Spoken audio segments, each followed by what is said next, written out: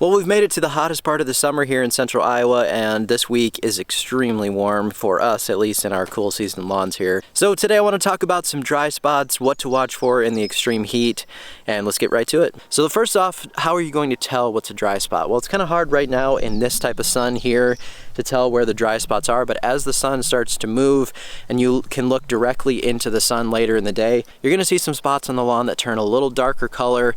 They start to wilt over and the leaves don't stand up as straight. If you happen to walk on that area, you're going to see that the grass doesn't bounce back like it usually does, and you really see your footprint there, and the grass just kind of stays laid over. So that's when you're getting to that wilt point of the grass, and those are the things to watch for in terms of dry spots. First thing that you may notice, even if you have your irrigation system on, is that some areas of the lawn may get a little more water than others. This might not be quite as apparent in the cooler part of the season, but as soon as it heats up, you get some extreme heat happening and dry conditions for a couple weeks, you're going to notice on your irrigation system maybe where some areas aren't getting quite as much water as others. So pay attention to that first and make sure that your heads are working and make sure that everything is working on your system correctly. Or if you're watering the lawn yourself with sprinklers, you're going to be able to tell what areas might need a little more water as you get into this extreme heat. So this may happen out in the yard, or specifically what to really watch for in terms of the extreme heat in this time of year is right against concrete. So if you have a sidewalk, you have a driveway, those areas are really going to get warmed up very quickly just because of the heat radiating off of there. Those are areas that even if you are irrigating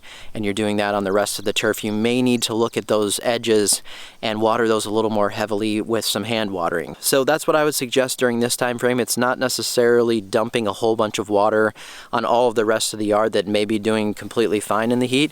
Target those specific areas with some hand watering if you can, and I know that that gets to be a lot of work and it gets to be a lot to try to maintain that, but it will make a big difference. It's something that I've been doing over the years. When I lived at our other property and had a lot of concrete around my low-cut turf, I had to do some hand watering on those edges to really keep things going, because in this extreme heat during the day when it gets up to 100 or a little over and that concrete gets really hot, it does not take long for a cool season grass to right on the edge get pretty burnt up, and sometimes it can actually kill it off in not really as much time as you would think. If you happen to have some dry spots out in the yard, go and investigate these and see why the water is not soaking down into these, because sometimes, one, there can be something under the surface that's causing it to get warmed up a lot more than the areas around it, maybe a piece of rock or maybe something under the surface that's heating up and causing that turf to go dry in that spot.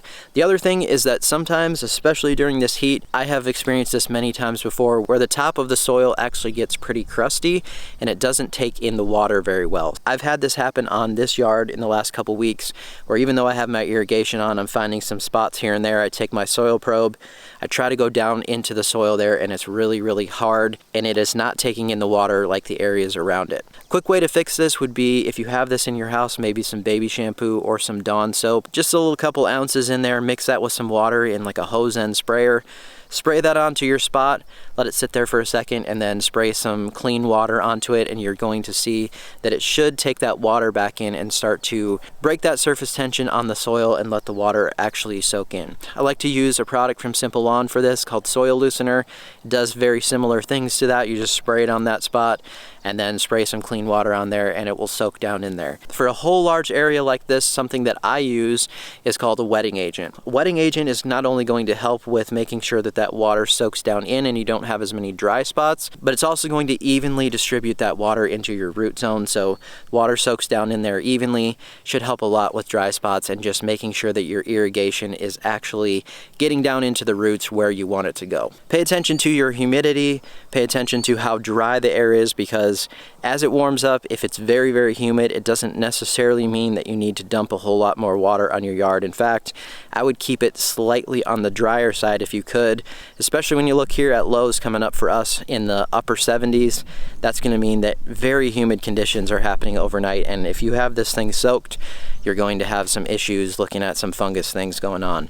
So keep it on the little bit drier side if you can, but pay attention to your humidity as well. So those are just some quick tips today on some dry spots, things to look out for, a few different things that you can do if you do find some dry spots. If you have some questions, leave them down below. Thank you so much for watching today, and we'll see you next time.